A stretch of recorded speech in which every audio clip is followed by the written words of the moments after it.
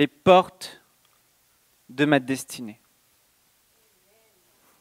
On pourrait dire les portes de mes destinées, parce qu'on a plusieurs destinées pour la plupart d'entre nous, parce que Dieu a plusieurs grands projets de vie à accomplir à travers nous. Et alors que je préparais ce message, le Seigneur a déposé dans mon cœur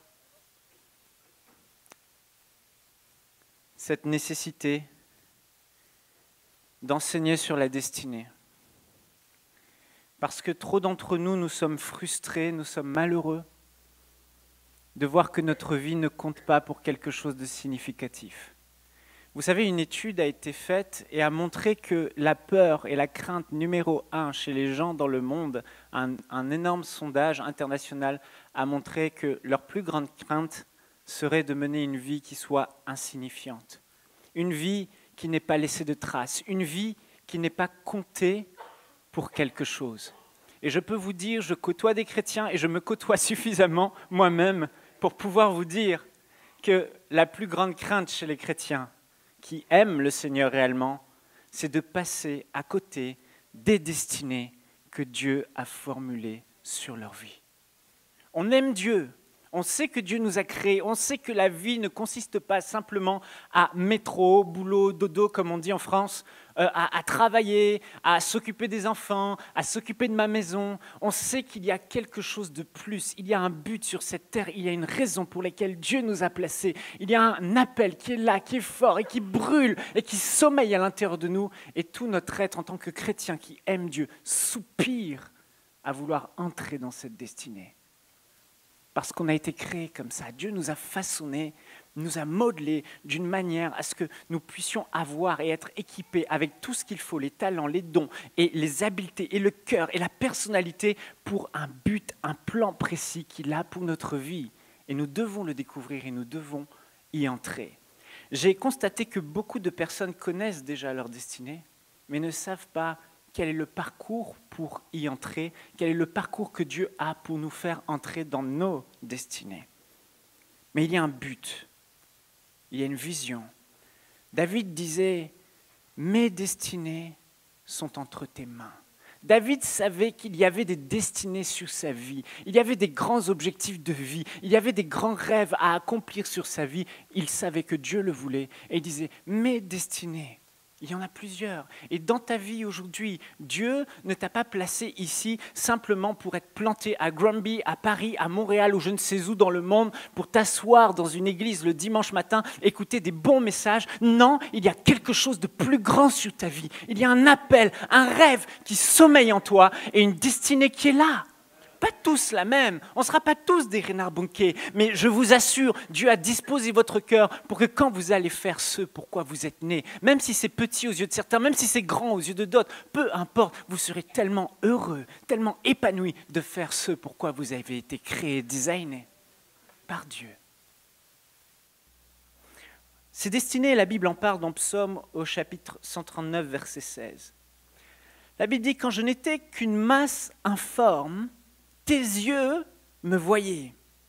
Et sur ton livre étaient inscrits les jours qui m'étaient destinés. » Dis à ton voisin, étaient inscrits les jours qui m'étaient destinés. Dieu a pris le temps d'écrire tes jours qu'il avait destinés pour toi. Il avait pris le temps d'écrire tes destinées dans un livre sacré qui se trouve quelque part dans sa demeure, avant qu'aucun d'eux existât. Jérémie 29, 11. « Car je connais les projets que j'ai formés sur toi, dit l'Éternel. Projets, et là on parle encore de destinée, de paix et non de malheur, afin de te donner un avenir et une espérance. » Éphésiens chapitre 2, verset 10. « Car nous sommes son ouvrage, ayant été créés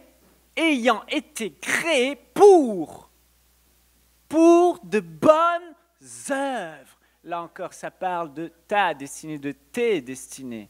Nous avons été créés, engendrés en Jésus-Christ, placés sur cette terre pour de bonnes œuvres que Dieu a préparées d'avance afin que nous les pratiquions. Oh, que ce matin, nous puissions entrer dans ces bonnes œuvres de notre destinée, ces bonnes œuvres que Dieu a préparées d'avance. Et vous savez, Dieu est le grand architecte de notre vie. Seul lui connaît exactement le parcours qu'il faut pour entrer dans ce plan, parce que c'est lui qui a écrit ce plan. C'est lui qui a tout écrit et c'est lui exactement qui sait quel est le parcours qu'il faut prendre pour y entrer. Plusieurs sont frustrés, et moi le premier.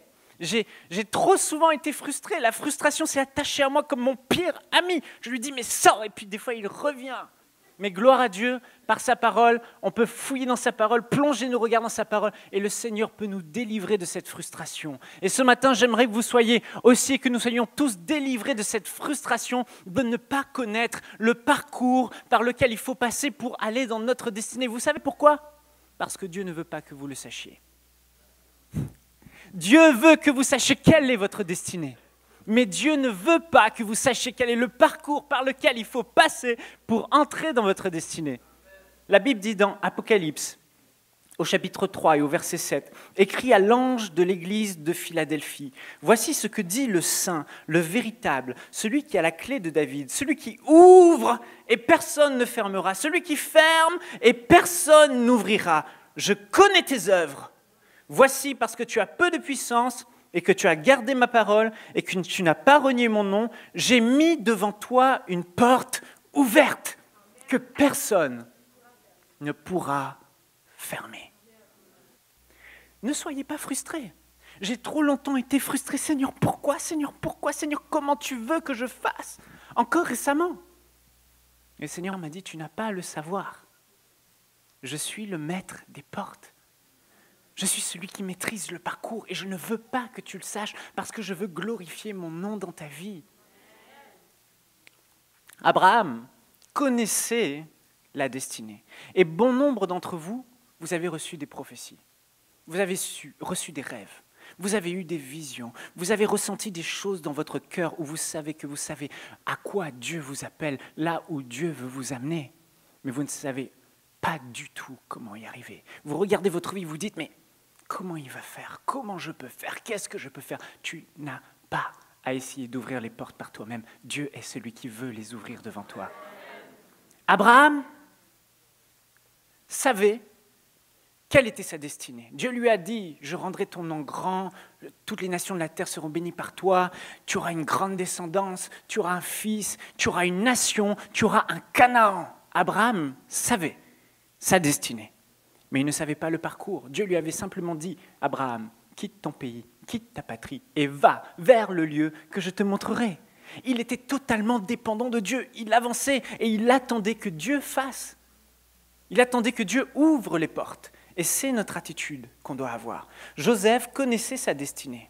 Il savait qu'il avait eu un rêve, des visions. Il avait vu ses frères et sa famille se prosterner devant lui. Il savait qu'il serait un haut dirigeant et qu'il aiderait sa famille, qu'il la sauverait. Dans son cœur, il savait ces choses, mais il ne savait pas quel était le parcours. Il ne savait pas du tout qu'il allait... Nous, on lit son histoire, on voit tout. Mais lui, il ne savait pas qu'il fallait passer dans une citerne, ensuite il serait allé chez Potiphar, ensuite il serait mis en prison, que ça durerait 13 années. Il n'en avait aucune espèce d'idée. Vous comprenez ? Alors aujourd'hui, il faut dire à la frustration, va-t'en. Je n'ai pas à être frustré. Dieu est maître des temps et des circonstances. Dieu est le maître des portes. Il ouvre une porte et je sais que personne ne peut la refermer. Alors je n'ai pas à m'inquiéter. Le roi David savait quelle était sa destinée. Le prophète Samuel est venu le oindre, est venu le chercher derrière alors qu'il était en train de s'occuper des brebis. Il l'a oint pour être roi d'Israël. Il savait, mais il ne savait pas comment. Quel était le parcours à suivre, quelle porte il fallait franchir pour entrer dans ses destinées et devenir roi. Le peuple d'Israël connaissait sa destinée. Ils ont quitté l'Égypte, ils se sont retrouvés après avoir traversé la mer Rouge. Mais ils ne savaient pas quel était le parcours. Ils dépendaient de Dieu et Dieu ne leur disait pas tout. Ils se laissaient diriger par Dieu. Aujourd'hui, c'est vraiment important de comprendre ce mystère des portes, de comprendre ce principe des portes. Dieu ne veut pas qu'on maîtrise le parcours. Il ne veut pas, c'est pour ça qu'il ne nous le dit pas. Alléluia! Est-ce que quelqu'un se sent déjà libéré ce matin? Moi, ça me fait du bien. Ça me fait du bien de savoir que je n'ai pas à maîtriser. Ça fait du bien que je n'ai pas à me projeter en me disant « Qu'est-ce que je peux faire? Qu'est-ce que je dois faire ?» Mais aujourd'hui, c'est vrai qu'on va parler de certaines dispositions et attitudes qu'il faut avoir pour que Dieu place devant nous, dans la saison où on est et là où on se trouve, une porte lui-même qu'il mettra et qu'il ouvrira. Mais ce n'est pas notre travail de chercher à créer et à ouvrir des portes. Il faut laisser Dieu faire. On va voir quelques portes dans la vie de David et de Joseph.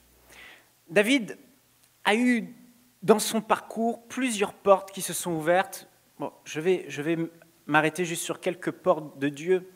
On voit qu'il est loin et la première porte que Dieu va lui ouvrir, c'est la porte de la faveur après la victoire qu'il aura eue sur Goliath. Cette porte va l'introduire au palais royal.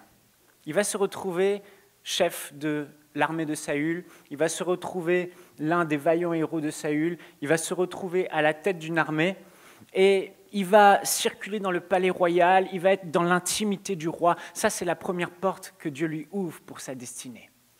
Il semble être proche de sa destinée. Il semble être prêt de devenir roi puisqu'il est proche du roi, mais on voit que là, le diable vient et frappe. Et David est obligé de fuir. Il fuit et il s'enfuit chez les Philistins, les ennemis de Dieu. Et là, après avoir fui chez les Philistins, il est obligé d'user de quelques astuces pour fuir des Philistins et il se retrouve dans les cavernes. Et là, dans les cavernes, Dieu va ouvrir une autre porte pour sa destinée. Et des hommes qui sont connus aujourd'hui dans la Bible, après on raconte comme les vaillants héros de David, des soldats tels qu'un homme, en un combat, en a tué 800 avec sa lance. Il y en avait une trentaine de vaillants héros, des hommes, des guerriers, des hommes braves, des hommes solides, des hommes qui faisaient trembler les armées, ont quitté le roi Saül parce que Dieu avait ouvert une porte et avait rejoint David dans les cavernes. Et David s'est retrouvé entouré d'une centaine d'hommes qui allaient être des éléments clés pour sa destinée. Puis après, David s'est retrouvé chez les ennemis, les Moabites, chez qui il a pris refuge parce que Saül le traquait dans les cavernes, etc. Et là, Dieu vient ouvrir une autre porte. Il envoie le prophète de Gad pour dire « Maintenant, David, ton temps est venu, retourne à Juda ». Dieu ouvre la porte. David n'a pas cherché, David n'a jamais cherché, et Dieu a ouvert ses portes, et David s'est retrouvé à Juda, et à Juda, là, Saül après est décédé juste après, et les gens sont venus pour couronner David roi. Joseph a eu aussi plusieurs portes dans sa vie. Il se retrouve dans une citerne où le diable le jette. Ses frères l'accusent par jalousie. Le diable envoie Joseph dans une citerne. Et là, dans la citerne, Dieu ouvre une porte, la porte de sa destinée. Et Dieu le fait en sorte qu'il soit recueilli comme esclave et vendu comme esclave. Une fois qu'il est sur le marché d'esclaves, Dieu ouvre une autre porte. Laquelle? Pas n'importe laquelle, celle de Potiphar. Il se retrouve chez Potiphar, dans une grande maison, avec beaucoup de biens, beaucoup de gens à gérer. Et là, Joseph peut développer son don de gestion, de gérance. Il apprend des choses pendant des années. Je crois que ça a duré 10 ans chez Potiphar. Puis après, là, le diable frappe encore. Et Joseph se retrouve dans une prison. Et là, dans la prison, Dieu encore ouvre une porte en donnant à Joseph les dons d'interprétation des rêves, en donnant à Joseph les dons de sagesse. Et là, le chef des Échansons n'est pas condamné, mais le panetier est condamné. Et le chef des Échansons va ouvrir une porte auprès de Pharaon à Joseph. Joseph se retrouve en face de Pharaon. Et là, Dieu ouvre encore une porte avec les dons spirituels. Et Joseph se retrouve à entrer pleinement dans la destinée pour laquelle il a été créé. De porte en porte, de région en région. Dieu est celui qui a placé des portes surnaturelles dans la vie de Joseph. J'aimerais te dire que tu n'as pas à t'inquiéter. Laisse Dieu faire ce qu'il doit faire. Et confie-toi en Dieu comme David, comme Joseph, pour que ce Dieu, qui est le Dieu qui place une porte devant toi, qui connaît ta destinée, qui connaît ton appel, qui sait où tu dois ouvrir, il placera une porte que personne ne pourra refermer. Et crois-moi, quand Dieu placera une porte devant ta vie, tu la verras gros comme une maison.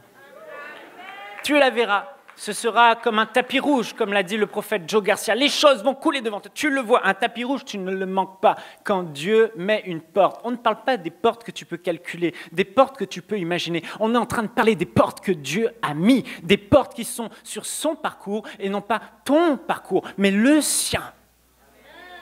Quand Dieu met, tu sais, il fait plier les circonstances. Tu te retrouves en face de cette porte et tout devient une évidence. C'est la porte de Dieu. Il n'y a plus de questions à se poser. Tu n'as même pas à te dire, mais est-ce qu'il y a une porte en ce moment? Si Dieu avait mis une porte, tu la verrais, et tu rentrerais.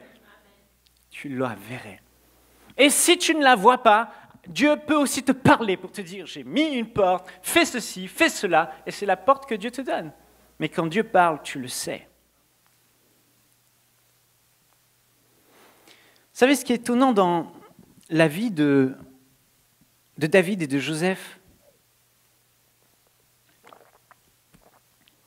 C'est de voir à quel point les portes que Dieu place, les portes cruciales qu'il met, ces portes sont dans les endroits les plus improbables.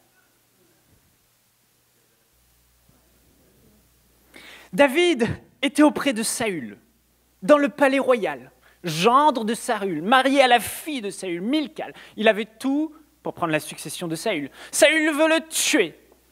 Saül lui lance une lance qui passe à côté de lui. David était beaucoup plus fort, beaucoup plus puissant, beaucoup plus robuste, beaucoup plus trapu, beaucoup plus intelligent que Saül. Il aurait pu, là, au moment où Saül vient, prendre son épée et légitime défense. Et puis tout le monde savait que tout le monde louait David. Les femmes, quand il rentrait de bataille, chantaient des chants qui mettaient Saül dans toute sa colère et sa jalousie. David, Saül en a tué 1000, mais David en a tué 10 000, etc. David aurait pu faire un coup d'État. Il aurait pu, là, Dieu ouvrir une porte, mais Dieu ne l'a pas fait. Dieu a attendu que David ne soit même pas dans la maison d'Israël, mais qu'il soit chez les ennemis, les Moabites, pour ouvrir la porte finale, la porte cruciale.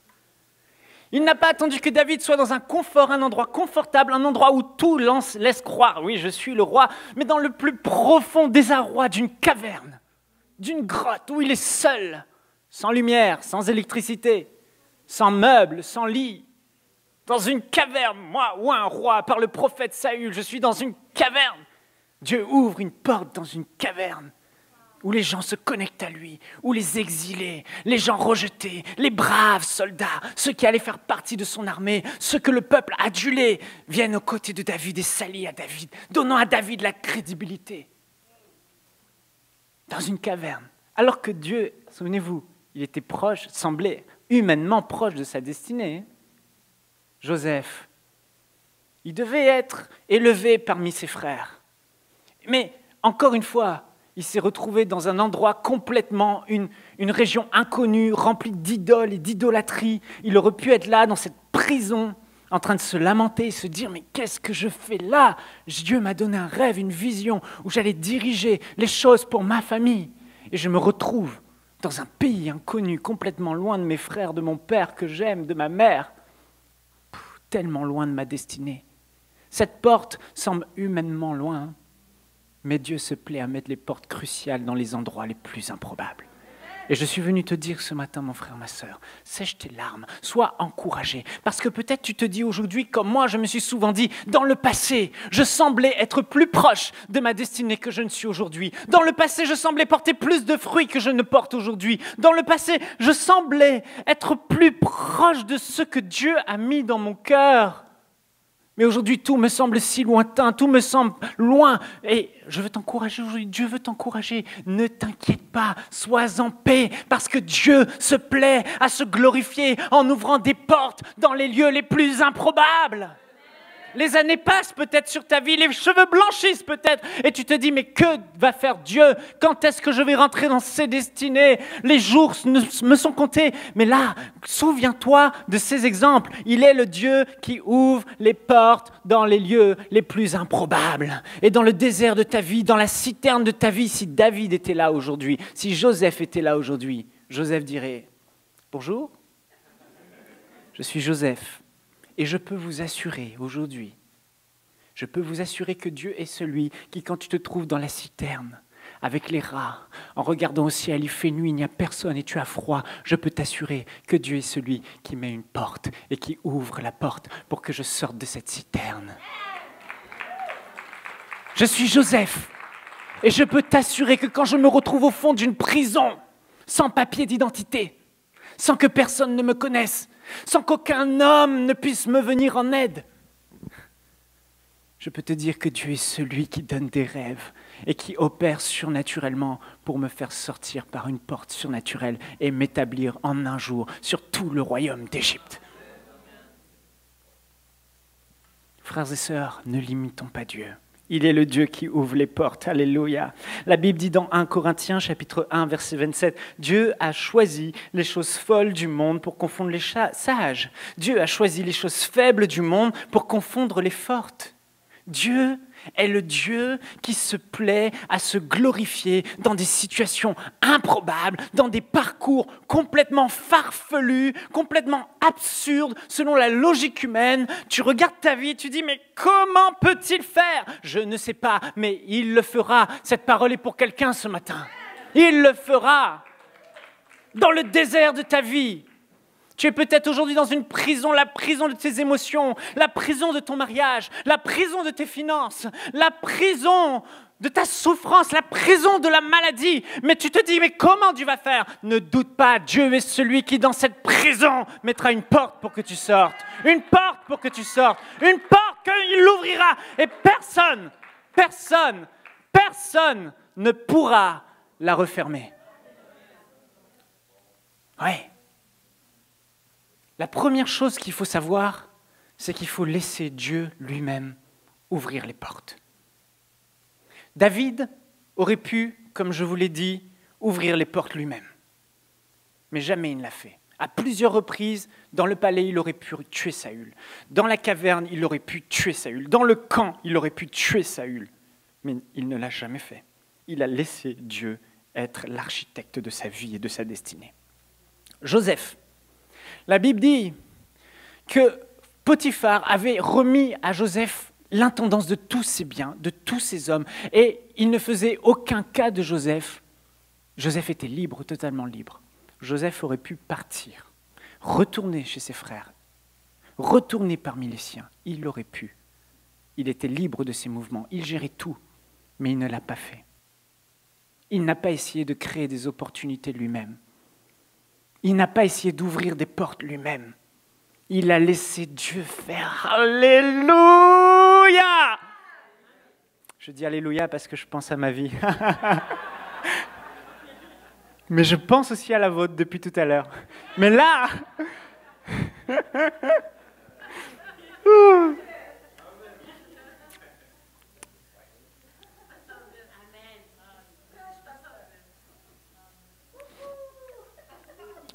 Le principe est simple. Puisque nous ne connaissions pas le parcours, comment allons-nous pouvoir ouvrir les bonnes portes? Seul Dieu connaît le parcours. Et je veux vous dire une chose qui est tellement vraie. Dieu ne bénira que ses plans et il ne bénira pas nos plans. Dieu ne bénira que ses portes, il ne bénira pas nos portes. On peut, par nos capacités, nos habiletés, ouvrir des portes. On peut faire des choses comme Abraham a fait. Abraham était là, il connaissait sa destinée, mais dans l'impatience, dans le désarroi, après il s'est ressaisi. Mais il a, avec sa femme, créé une porte lui-même. On va aller vers ma servante Agar et je vais faire un enfant avec elle. Et cette porte lui a coûté très cher et coûte encore très cher aujourd'hui. Il a enfanté Ismaël. Si tu ouvres des portes par toi-même, il n'y aura que désillusion et désarroi. Il n'y aura que souffrance et peine parce que tu vas engendrer des Ismaël dans ta vie qui vont te coûter de la peine, de la douleur, de la souffrance. Et Ismaël va aller loin de toi. Ce n'est pas dans ta destinée. Il y a les portes que Dieu ouvre, celles de Isaac. Israël, dans le désert, a essayé aussi par lui-même à plusieurs reprises d'ouvrir des portes. Retournons en Égypte, faisons-nous ceci, faisons-nous cela. Ils essayaient, par leur capacité, leur habileté à ouvrir des portes, mais Dieu ne les bénissait pas. Chaque fois qu'ils le faisaient, ça leur coûtait cher. Parce que Dieu bénit ses plans, Dieu bénit ses portes, et nous devons laisser Dieu mettre lui-même ses portes. David disait, comme je vous l'ai dit tout à l'heure dans le psaume 31, verset 16, « Mes destinées sont entre tes mains. » Et voilà l'attitude qu'on doit avoir. Seigneur, je m'en remets à toi. Je crois que tu es suffisamment grand, que ton bras est suffisamment puissant et long pour venir mettre cette porte en face de ma vie et mes destinées, elles ne sont plus entre mes mains. Mais je choisis de les mettre entre tes mains. C'est toi qui tiens mes destinées entre tes mains.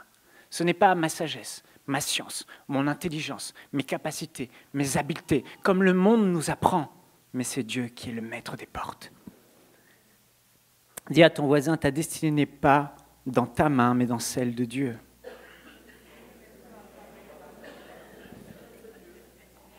Vous vous souvenez, en 2017, début 2017, on était à EMCI TV et on faisait une réunion de prière comme chaque lundi.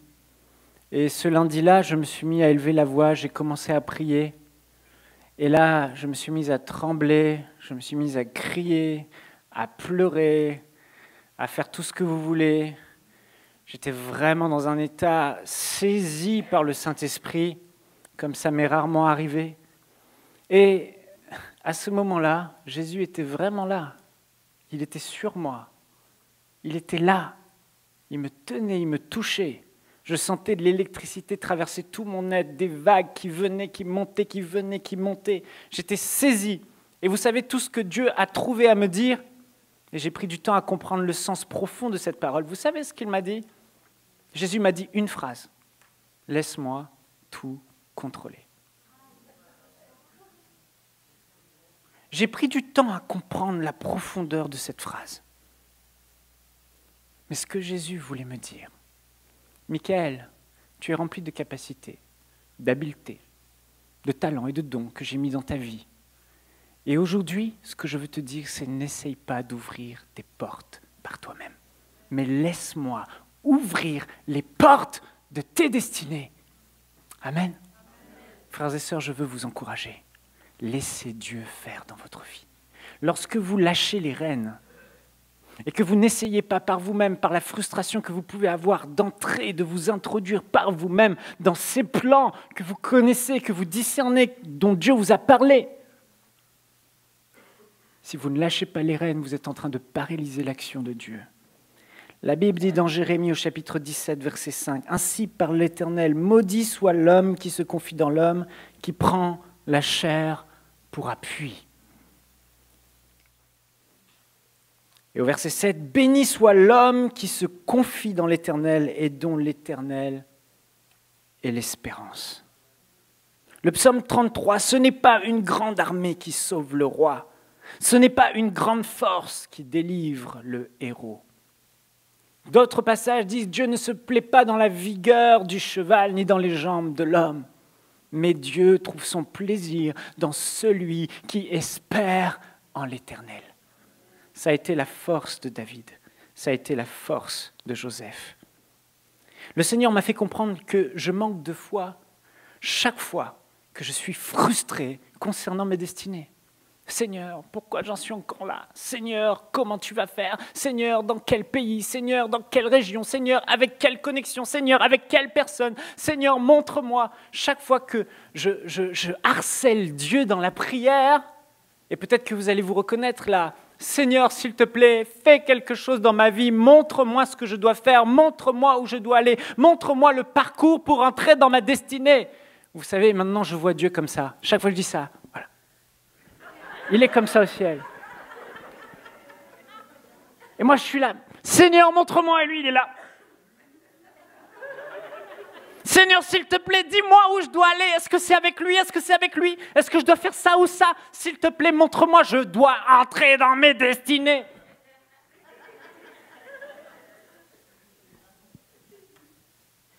Ce n'est pas notre rôle d'ouvrir des portes.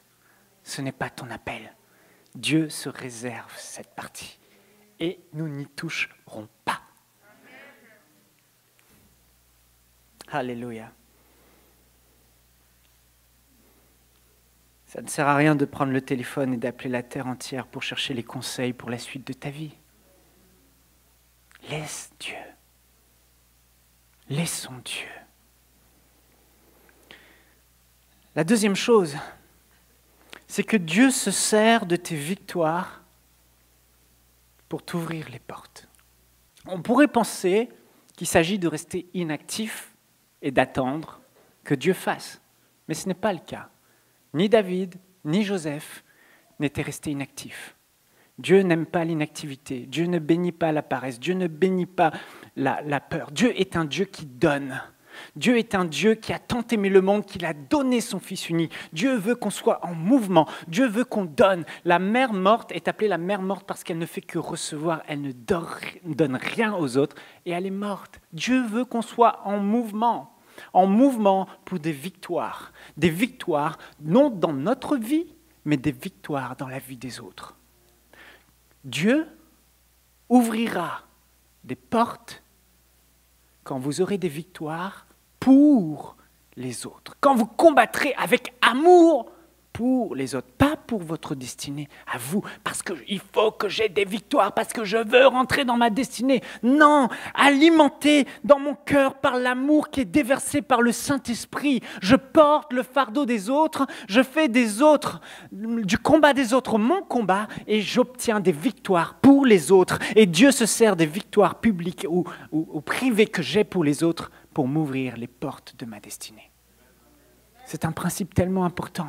Donc celui qui va rester chez lui et attendre, ou celui qui va vivre pour lui-même, pour son nombril, pour sa vie, pour ses projets, pour ses business, pour sa maison, pour ses vacances, pour lui, moi, je vous le dis, vous serez au ciel sans avoir accompli ce pourquoi Dieu vous a placé ici. C'est quand on réalise cela. Savez, vous regardez ceux qui sont entrés dans la destinée, ceux qu'on regarde, qu'on admire et qu'on dit « Oh, waouh, il est loin, il fait de grandes choses pour Dieu, elle fait de grandes choses pour Dieu. » On les regarde, on les admire, mais qu'est-ce qui les différencie de ceux qui ne sont nulle part finalement? On voit un frère, une sœur, on se dit « Waouh, Dieu l'utilise, waouh, j'aimerais bien aussi. » Mais ces gens-là ont choisi d'avoir des victoires pour les autres. Et les victoires qu'ils ont eues pour les autres ont ouvert des portes de leur destinée. Ils ont franchi une porte, puis une autre, puis une autre, puis une autre, et ils sont arrivés là où ils sont. Mais si nous n'avons pas de victoire pour les autres, nous ne rentrerons pas dans notre destinée. David a eu une victoire pour Saül et pour Israël et pour sa patrie. Ce n'était pas son combat. C'était le combat du roi. Ce Philistin, ce géant Goliath s'est tenu devant David, devant le peuple d'Israël, devant le roi, et il a mis au défi le peuple d'Israël de trouver un soldat qui le battrait. Et ça a duré des jours et des jours. Personne ne se levait, personne ne voulait se battre. David est arrivé, il a dit « Qui est cet incirconcis qui ose défier l'armée de l'Éternel ? Qui ose défier le peuple de Dieu ?» Et là, David a pris le fardeau de sa nation. David a pris le problème du roi. Et il s'est dit, je vais être la solution. Et sa victoire l'a introduit au palais. Sa victoire l'a introduit dans cette porte cruciale. Joseph s'est retrouvé en prison. Il était gestionnaire de tout. Et il n'était pas là en train de ne rien faire. Il était actif. Et Joseph aimait les autres. Joseph s'intéressait aux autres. Et Joseph s'est retrouvé devant ces deux personnes, le chef des Gessamsons et le chef Pantier. Les deux prisonniers. Et la Bible dit que ce matin-là, Joseph les trouva tristes. Et Joseph s'est intéressé à eux. Joseph a posé les regards sur leurs problèmes. Joseph est allé plus loin que dire « Ils sont tristes, ça ne me regarde pas, moi je fais mes affaires, moi je suis bien, moi je suis bien. » Joseph a considéré leur souffrance. Joseph s'est arrêté et il est allé plus loin que ça. Il a dit « N'est-ce pas à Dieu qu'appartient l'interprétation des rêves ?» Joseph est allé plus loin. Il s'est dit « Je vais les aider. Je vais intervenir, je vais être la solution. » Joseph s'est positionné comme étant la lumière du monde, la lumière qui brille parmi les ténèbres, la lumière dans cet endroit. Et comme il a eu la victoire pour ces deux prisonniers, ça lui a ouvert les portes auprès de Pharaon et ainsi de suite. Quand tu commences à solutionner les problèmes des autres et que Dieu se sert de toi pour avoir des victoires dans la vie des autres, des portes s'ouvrent. Dis à ton voisin, des portes s'ouvrent. Alors peut-être que certains comprennent mieux pourquoi aucune porte ne s'ouvre devant eux. Parce qu'ils n'ont aucune victoire. Dieu t'a donné des habiletés. t'a donné des talents, t'a donné des capacités, t'a donné le Saint-Esprit pour pouvoir être la solution dans la vie de ceux qui t'entourent. Mais nous, on reste là dans notre canapé à regarder la télé. On reste dans notre maison auprès de notre cheminée. Mais voilà pourquoi aucune porte ne s'ouvre. Il faut aller là où il y a des problèmes et les solutionner selon le fardeau que Dieu met dans notre cœur. Le fardeau que Dieu met dans ton cœur. David a été un instrument de choix entre les mains du Saint-Esprit parce qu'il a laissé déjà le fardeau de Dieu remplir son cœur, le fardeau des autres remplir son cœur. Il a pris la situation des autres au sérieux. Puis là, le Saint-Esprit s'est saisi de lui à ce moment-là. Quand tu te retrouves à vouloir être la solution pour les autres, l'Esprit de Dieu vient sur toi. Car il est écrit, voici l'Esprit de Dieu m'a oint pour. L'Esprit de Dieu ne nous oint pas pour rester chez nous. L'Esprit de Dieu ne nous oint pas pour faire ceci. Et pour avoir des victoires dans la vie des autres où les autres n'arrivent pas à avoir leur victoire, je peux te dire, ce n'est pas avec tes talents et tes habiletés, mais c'est avec l'aide du Saint-Esprit. Alors nous avons besoin de nous retrouver en face des autres et considérer leur détresse. Nous avons besoin de les aimer, de les regarder, de s'arrêter dans notre agenda trop occupé, trop pressé, trop chargé et dire oui, je suis la personne de la situation. Je me positionne avec ce que j'ai et je serai celui qui amènera ce combat à la victoire. Je combattrai pour Saül. Joseph a combattu pour eux. Est-ce que vous me suivez? C'est cela qui a ouvert les portes pour Joseph, c'est cela qui a ouvert les portes pour David, c'est cela qui a ouvert les portes pour Philippe et Étienne. Regardez Philippe et Étienne, des simples frères dans l'église, comme vous, comme moi. Des frères. Qu'est-ce qui leur a ouvert les portes un peu plus publiques du ministère ? Quand il s'agissait de servir aux tables, de s'occuper des finances pour les veuves et les pauvres. Les apôtres ont dit, ok, choisissons parmi le peuple des hommes remplis du Saint-Esprit qui soient capables et qui soient intègres, qui ont un bon témoignage. Comment quelqu'un peut-il avoir un bon témoignage s'il reste chez lui et s'il s'assoit dans les bancs de l'église?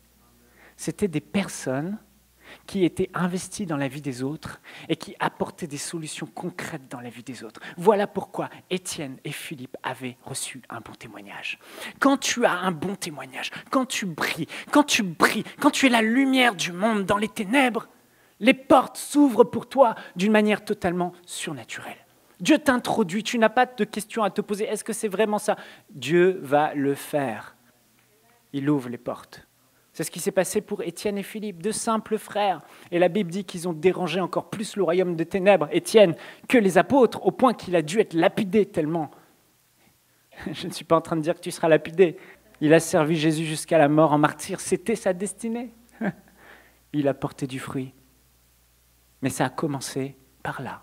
Il s'est retrouvé aux tables. Et en servant les autres, en solutionnant les problèmes dans la vie des autres, le Saint-Esprit l'a oint, toujours plus, toujours plus, toujours plus, toujours plus. Et les choses sont allées en bon train pour lui. Pareil pour Philippe, qui est devenu l'évangéliste, qui a ravagé des régions. Il rentrait dans des villes, les démons étaient expulsés, les âmes étaient sauvées. Mais le petit Philippe, il était assis dans les bancs d'une église, mais il s'intéressait aux autres.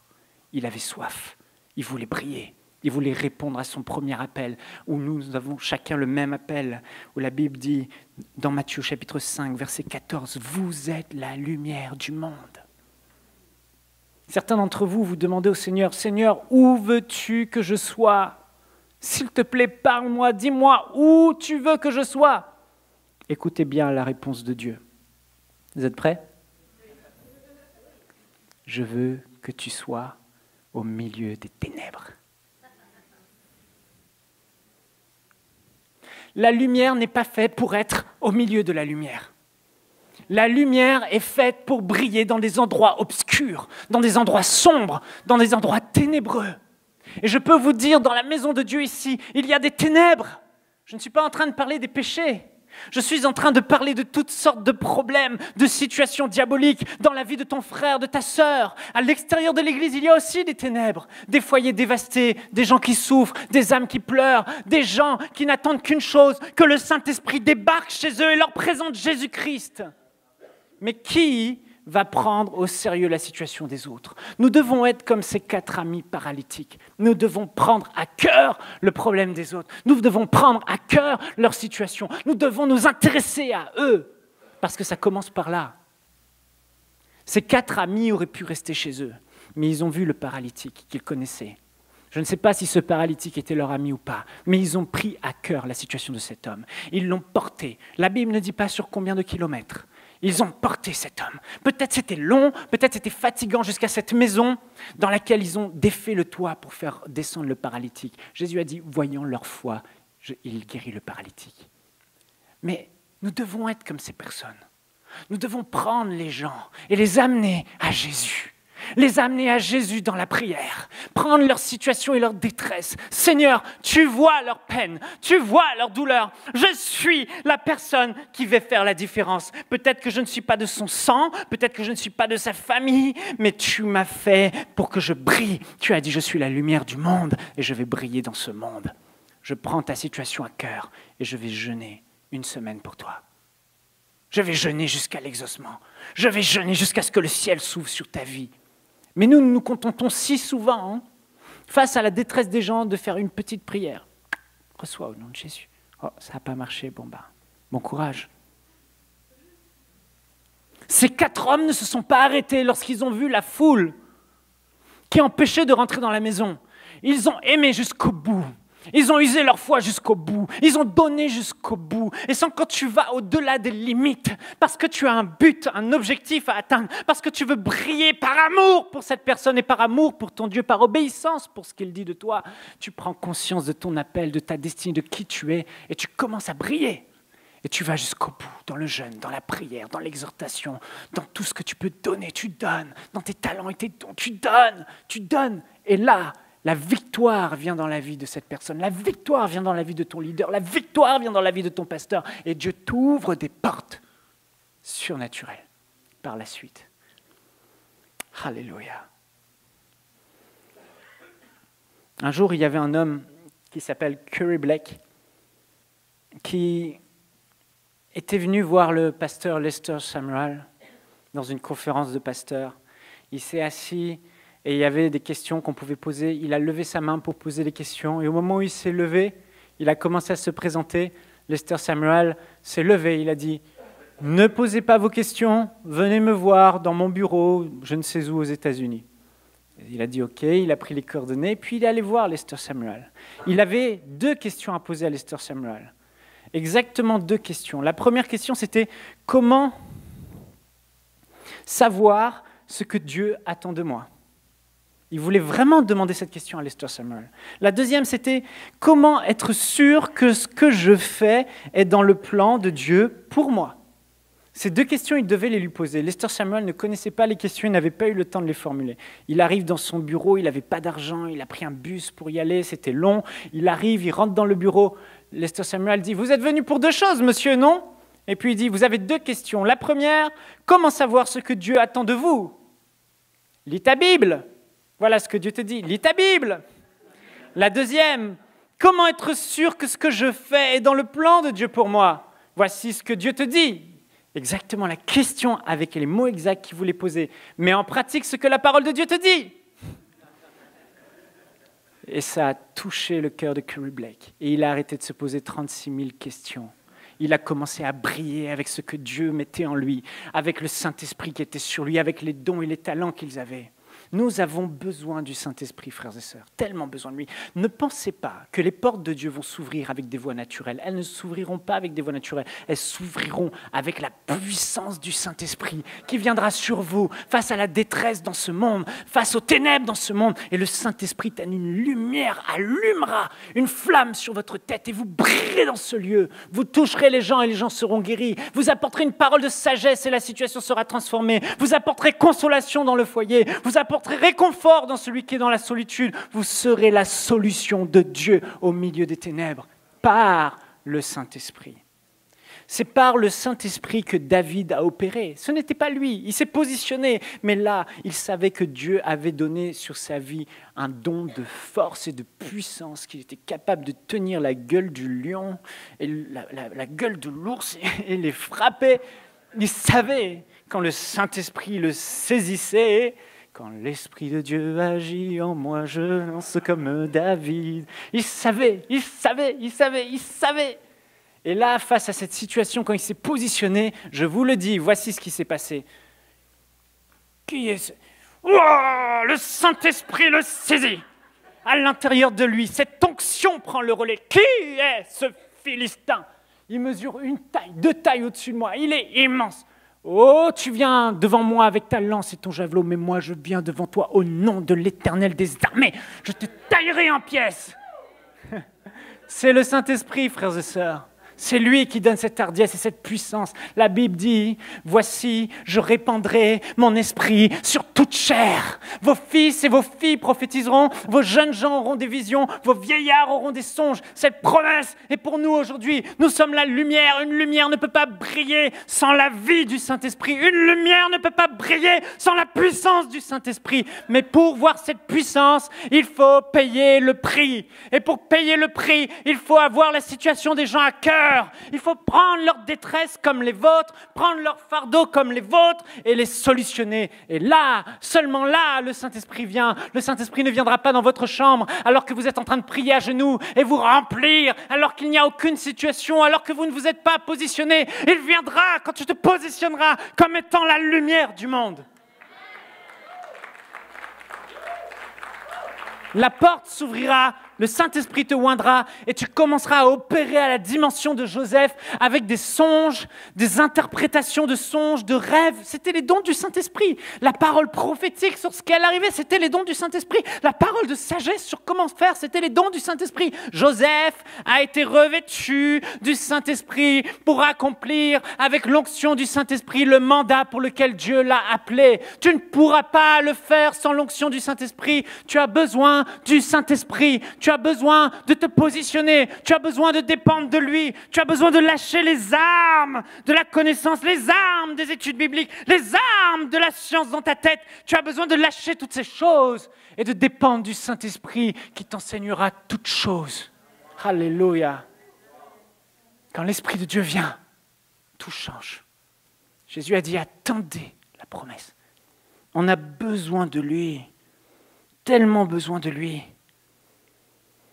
Les gens veulent aujourd'hui un micro parce qu'ils pensent que c'est le micro qui ouvre les portes. Le micro n'ouvre pas les portes. C'est le Saint-Esprit. Le micro ouvre les portes de l'homme. Le Saint-Esprit ouvre les portes de Dieu. Et c'est ces portes-là qui nous intéressent. On n'a pas besoin de micro.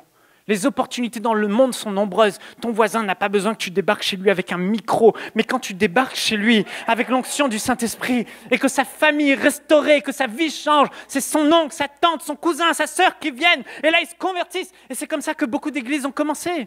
C'est comme ça que des églises se sont remplies. C'est comme ça que des âmes ont été sauvées. Frères et sœurs, nous avons une mauvaise perception à attendre d'avoir le micro. C'est les hommes, les situations, le ministère, comme dit Pasteur Joël, c'est les gens. Le ministère, c'est les gens. Alléluia. Merci Seigneur de ce que tu n'avais pas de micro.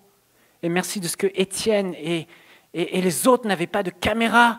Parce que ça nous encourage aujourd'hui à pouvoir briller et impacter ce monde, ce quartier, cette ville dans laquelle on est, sans être sur un stage, une estrade. Alléluia. Il ne faut pas chercher à devenir quelqu'un, mais il faut chercher à faire connaître Christ.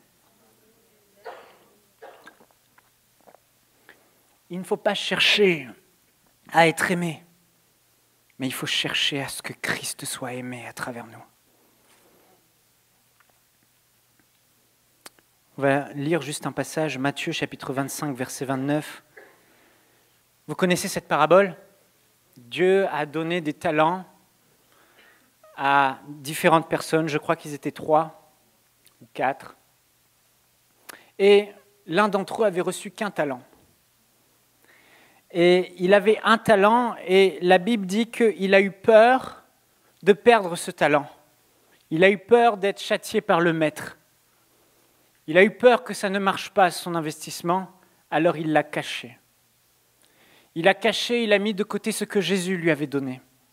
Et quand Jésus est revenu, Jésus lui a dit « Mais pourquoi n'as-tu pas mis cet argent à la banque plutôt que le cacher ? Au moins il aurait été un peu utile. » Jésus n'était pas en train de lui dire « Mais pourquoi tu n'as pas pris telle porte exactement ou telle chose ?» Il a dit Ce que je voulais juste, c'est que tu fasses fructifier ce talent. Ce que je voulais juste, c'est que tu brilles. Ce que je voulais juste, c'est que tu sois la lumière du monde, avec ce que je t'ai donné, ces dons, ces talents, ces habiletés, tout ce que j'ai mis en toi. Et voici ce que Jésus va dire au verset 29. « Car on donnera à celui qui a, et il sera dans l'abondance. Mais à celui qui n'a pas, on notera même ce qu'il a. » Dieu est clair, il n'ouvrira pas les portes de la destinée envers ceux qui ne font rien par peur de se tromper, par peur d'échouer, par peur que ce qu'ils vont faire est suffisamment insignifiant. Non. Il vous demandera, et il vous demande aujourd'hui, il nous demande d'être la lumière du monde. Les portes de la destinée sont restées fermées pour cet homme, et elles ont été données à d'autres.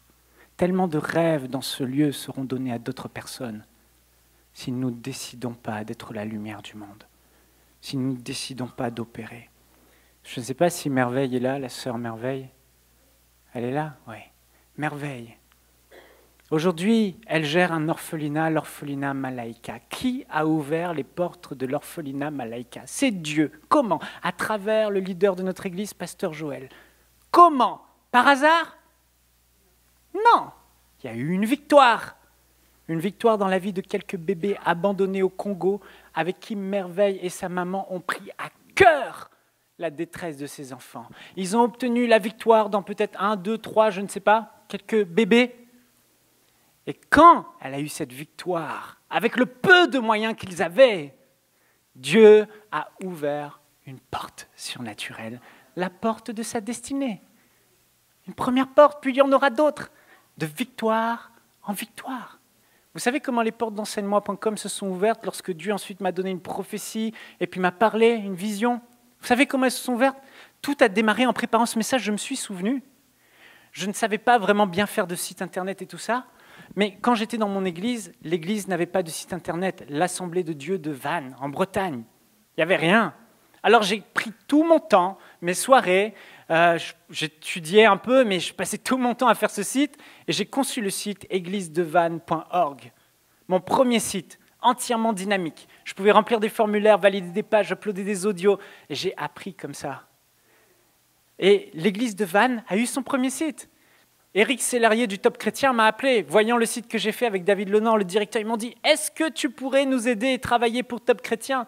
etc. Et pendant ce moment-là, il a eu d'ailleurs, le directeur du Top Chrétien, une parole de connaissance. Mais ce sont des choses, des portes ensuite que Dieu a ouvertes à cause de ça, à cause de cette victoire pour mon église locale. Dieu a ouvert une porte pour les nations, enseigne-moi.com.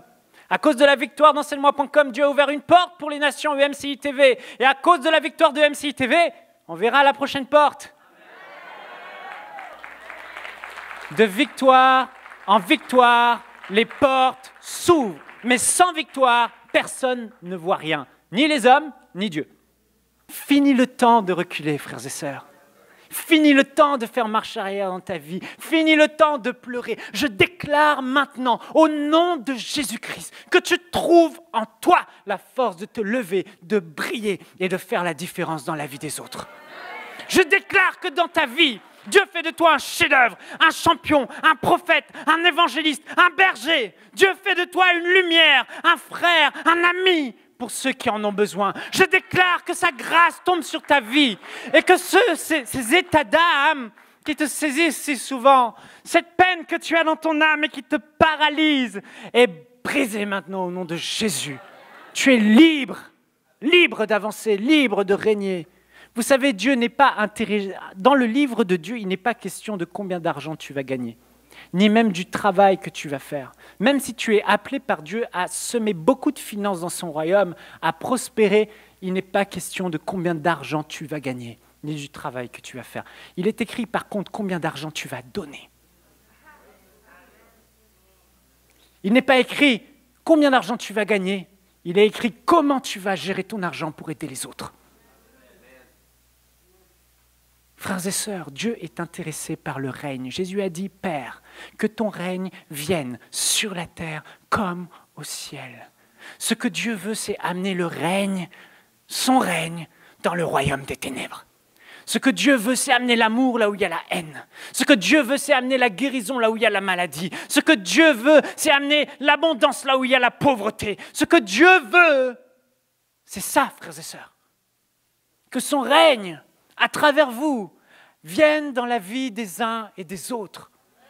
C'est ce qui l'intéresse. Tout le reste, il sait que vous l'aurez au ciel. Mais là, ici, il est intéressé par ce que vous allez faire de vos mains, ce que vous allez faire de vos prières, ce que vous allez faire de vos pieds. Le zèle de l'évangile attaché à vos pieds doit vous pousser à changer de style de vie. Et cet agenda trop chargé qu'on a si souvent, on doit l'alléger et faire de la place pour le règne de Dieu. Faire de la place pour que Dieu se serve de toi, pour amener son règne dans la vie des autres. Est-ce que quelqu'un me suit ce matin? J'ai été tellement de fois paralysé dans mon action pour Dieu. Tellement de fois, je n'arrivais pas à avancer. J'aimais Dieu de tout mon cœur. Je voulais le servir. Et ce n'était pas qu'une question d'agenda. Mais tellement de fois, deux choses m'ont bloqué. La première d'entre elles, c'est l'estime que j'ai de moi et le regard que j'ai sur moi. La deuxième chose, c'est la sensibilité que j'ai pour le regard des autres. Les plus grosses chaînes que tu te mets aux pieds, qui te lient, qui t'enlisent, qui t'enracinent profondément,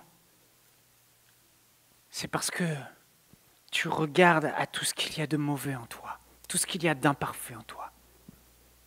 Tu te dis, mais je suis nul, j'ai encore fait ça, j'ai encore réagi de cette façon. Ça m'arrivait tellement de fois, je m'en voulais tellement. Et chaque fois que je regardais à mes imperfections, chaque fois que je regardais à mes capacités, à mes erreurs, j'ai pas été parfait. Dans un meeting, une réunion, j'ai dit ce que je ne devais pas dire. J'ai fait ce que je n'ai pas faire. C'est la honte. Comment tu peux encore réagir comme ça, Michael? Voyons. J'étais mauvaise estime de moi-même, à m'en vouloir, à regarder mes états d'âme. Et mes états d'âme ont été devenus une prison de mes émotions, me disant, mais c'est pour les autres tout ça. Moi, je suis comme ça, je dois encore changer.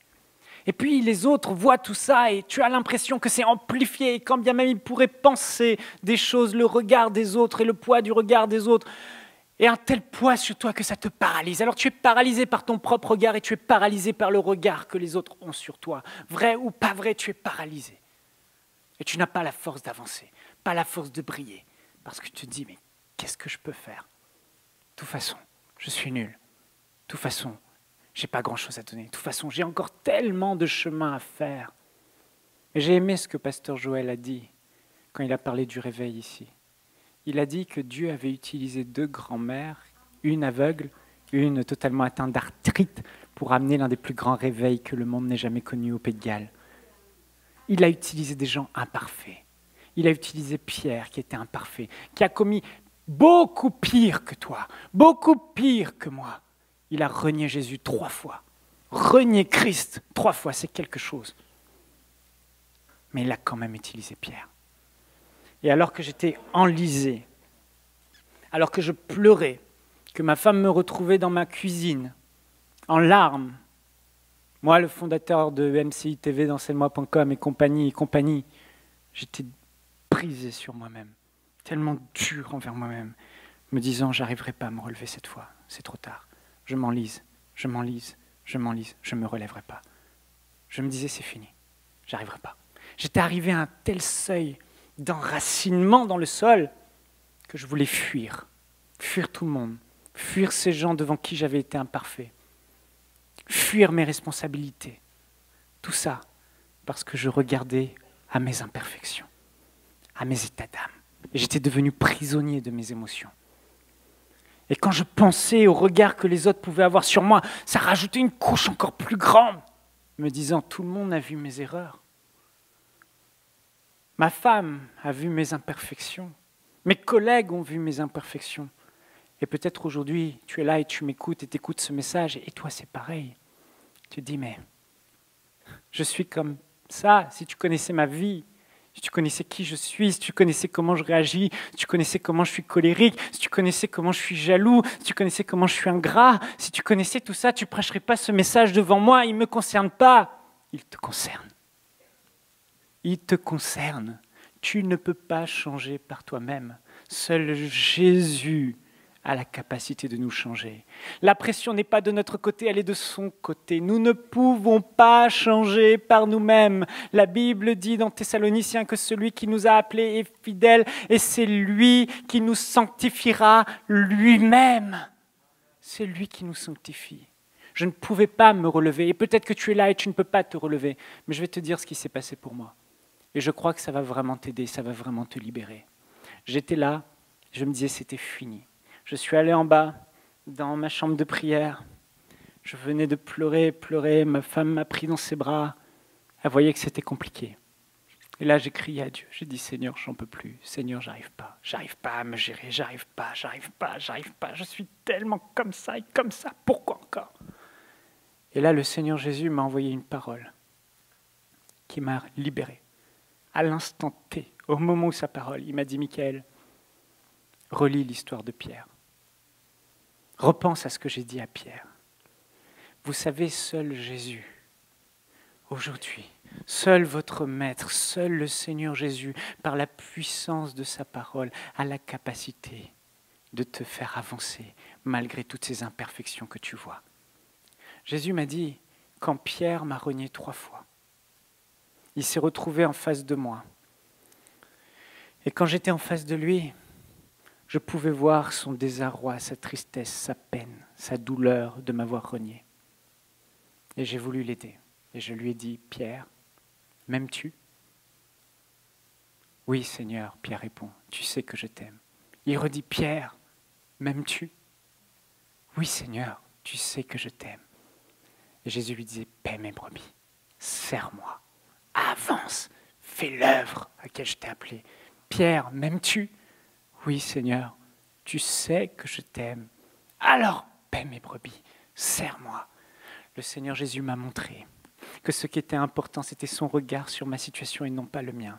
Le Seigneur Jésus m'a dit, toi, tu regardes à tes imperfections. Pierre regardait à ses imperfections. Pierre était hanté par sa situation qu'il avait fait dans le passé, par les 3 fois où il a renié Jésus. Et toi, aujourd'hui, tu regardes à tes imperfections. Mais Jésus a amené Pierre à regarder ce qu'il y avait de positif en lui et non pas de négatif. Pierre, je sais que tu m'aimes. Je sais que dans ton cœur, il y a un amour inébranlable, il y a une flamme dans ton cœur pour moi, que je suis le Seigneur et le Maître de ta vie. Et en dépit de toutes tes erreurs, en dépit de tout ton passé, en dépit de ton caractère impulsif, en dépit du rejet que tu as pu me faire, je sais que tu m'aimes, Pierre. Je ne te disqualifie pas. Et parce que tu m'aimes, Pierre, alors trouve dans cet amour la force de passer au-delà de tes émotions. Michael, si tu m'aimes, trouve la force de te relever. Je dis, Seigneur, oui, je t'aime. Je t'aime. Et parce que je t'aime, je me relève. Parce que je t'aime, je me relève. Parce que je t'aime, je passe au-dessus de mes états d'âme. Parce que je t'aime. Tu aimes le Seigneur Jésus de tout ton cœur. Malgré tes faiblesses et ton désarroi et tes douleurs, tu l'aimes. Et tu as la force de passer au-dessus de tes imperfections. Tu as commis des péchés, tu as commis des erreurs. Mais le Seigneur voit ton amour et il te dit, si tu m'aimes, sers-moi. Puis Jésus a réglé l'autre problème, le problème du regard des autres sur Pierre.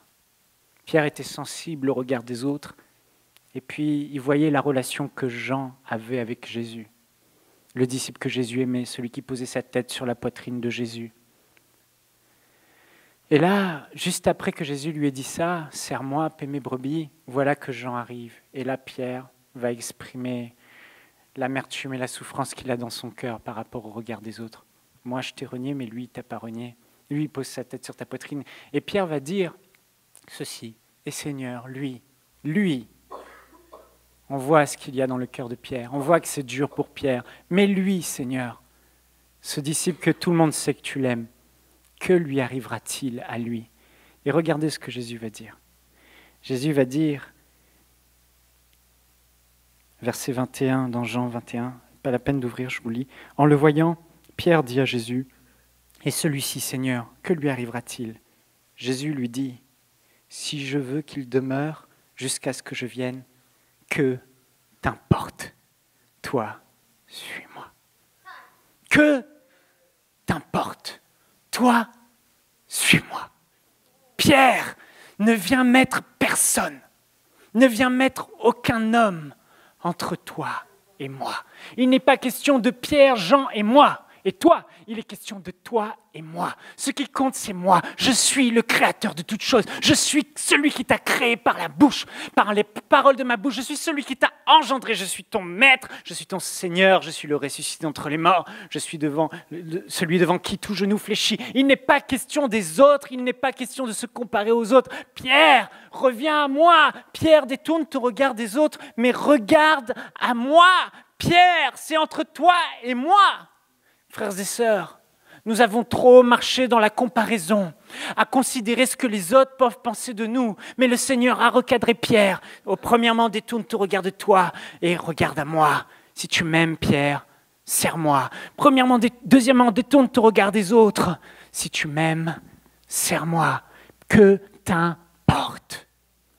Le Seigneur Jésus te dit que t'importe ce que pensent les autres, que t'importe ce qu'il fait avec les autres. Ce qui importe, Pierre, c'est ce que moi je veux faire avec toi. Ce qui importe, c'est ce que je dis de toi. Alors relève ta tête. Que t'importe, mon frère. Que t'importe, ma sœur.